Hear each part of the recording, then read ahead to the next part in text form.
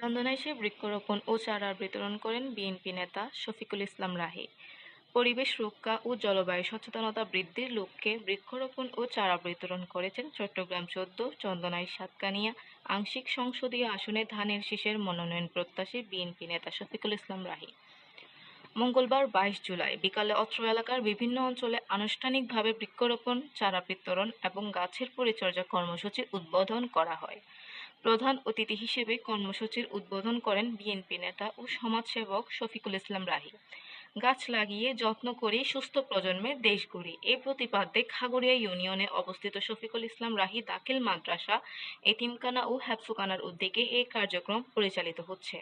কর্মসূচির উদ্বোধনকালে প্রধান অতিথির বক্তব্যে শফিকুল ইসলাম রাহি বলেন, পরিবেশ রক্ষা আমাদের সবার দায়িত্ব। শুধু গাছ লাগানো নয়, গাছের পরিচর্যার ক্ষেত্রেও সবাইকে সচেতন হতে হবে। একটি গাছ মানে একটি জীবনের আশ্রয়। তিনি আরও বলেন, শুধু চারা রোপণ নয়, প্রতিটি গাছের টিকে থাকা নিশ্চিত করতে পরিচর্যার জন্য স্থানীয় গাছ অভিভাবক নিয়োগ এবং একটি স্বেচ্ছাসেবী মনিটরিং টিম গঠন করা হচ্ছে। অনুষ্ঠান বিশেষ অতিথি ছিলেন শফিকুল ইসলাম রাহি দাখিল মাদ্রাসার সুপারিনটেন্ডেন্ট মাওলানা শফিক উল্লাহ মাহমুদ, এস আকরাম আলী, মোহাম্মদ নিজাম উদ্দিন, মোহাম্মদ আজিজুল হাসান, আরমান হোসেন আবির, মোহাম্মদ বাবু, তুহিন, মনসুফ আলী প্রমুখ। উল্লেখ্য, কর্মসূচির আওতায় স্থানীয় বিভিন্ন শিক্ষা প্রতিষ্ঠান, ধর্মীয় স্থাপনা ও সামাজিক কেন্দ্র, রাস্তার পাশ ও উন্মুক্ত স্থানে ফলজ, বনজ ও ঔষধি গাছের চারা রোপণ করা হয়।